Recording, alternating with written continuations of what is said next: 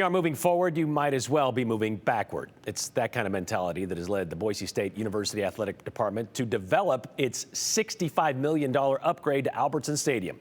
Yesterday, the school revealed new details and a timeline for their North End Zone project. It will feature a dozen field-level suites, nearly 4 dozen loge boxes, and nearly 900 club seats. It's going to be pretty sweet. All of it will have access to food and beverage options with kiosks and, of course, facilities.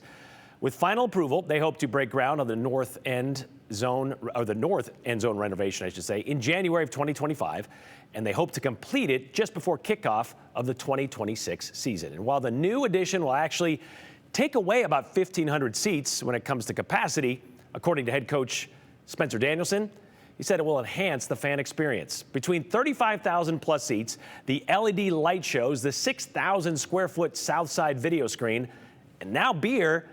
Where the Broncos play football has come a long way in the last 90 years. In order to appreciate the vision for the future of Albertson Stadium, how it's going, with field-level suites and all-inclusive amenities, it helps to see where it started. In 1933, 1 year after the formation of the school, Boise Junior College fielded their first football team. Those early years, they played on a patch of grass where the Student Union building now stands. They called it College Field, a fenced-off facility sporting a 300-seat set of bleachers. But they did have lights. It offered football in a setting, as one alumnus phrased it, much like turning on car lights, so there'd be enough light to play. The action on the field was enough to bring in the fans, so that by 1950, they moved the games to where the parking lot is today and increased capacity to 10,000 with not-so-new wooden bleachers. They got the excess lumber from someplace up around Richland, Washington, or someplace like that, and trucked it in here, and we thought we were in hog heaven when we got that one. Despite the threat of splinters, Bronco fans filled in to watch the team run off 4 straight undefeated seasons, including a junior college national championship in 1958's Little Rose Bowl.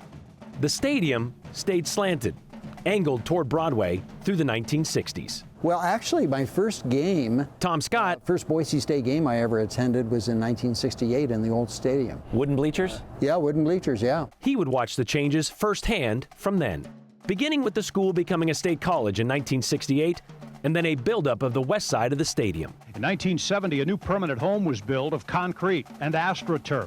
Double deck on the west side allowed 14,500 fans to sit in on Bronco football as the program left behind the soggy turf that bogged down teams on wet fall Saturdays for 2 decades. I was here at the opening night in 1970 and have been kind of hanging around ever since. Tom remembers how much fun the Broncos were to watch. It was wide open passing attack, and offense attracts fans, and so that was really the growth of the program. A formula Boise State would use to build up Bronco Stadium. They had great success in the early 1970s, won 3 Big Sky championships.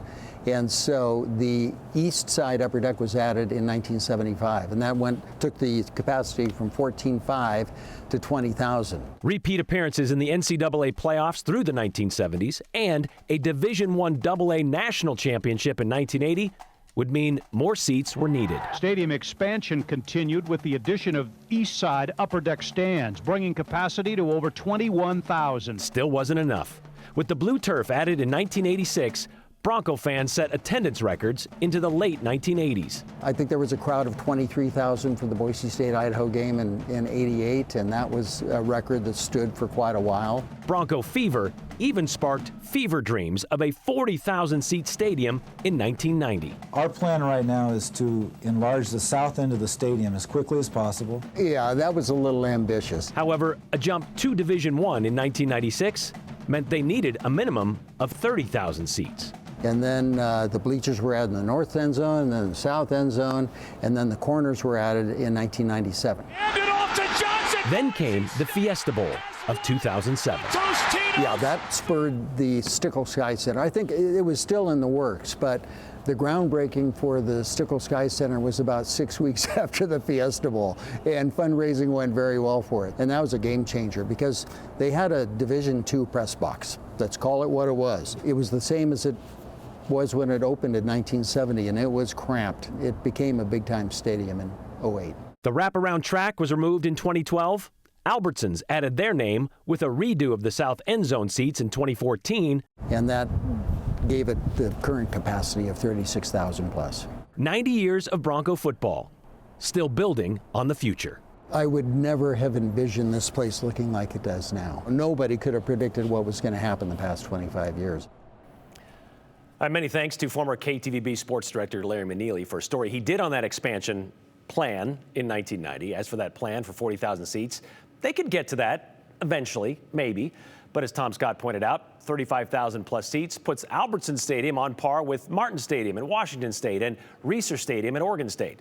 So there really isn't much of a need to get much bigger. Plus, completing an upper deck wraparound on the north end, that would kind of ruin the view of the foothills and downtown Boise for the fans inside the stadium. Well, speaking of Oregon State, the Broncos will host the Beavers at 10 a.m. on Friday, November 29th, and it will be the Fox Network's big noon game. If you'd like to check out the rest of their just-released 2024 schedule, you can find it on our website, ktvb.com.